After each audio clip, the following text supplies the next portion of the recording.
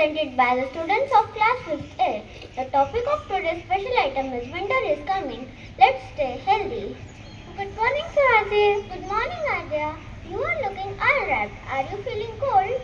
Yes, Suhasi. Winter is just around the corner and I don't want to fall sick like last year. You are right. Winter is fun. Hot soups, cozy blankets and holidays.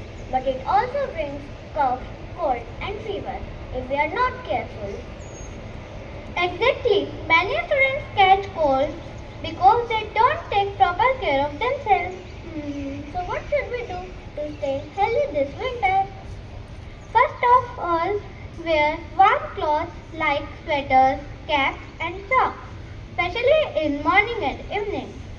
And don't forget to eat healthy food, fresh fruits, green vegetables and dry fruits. They help us fight germs and stay energetic.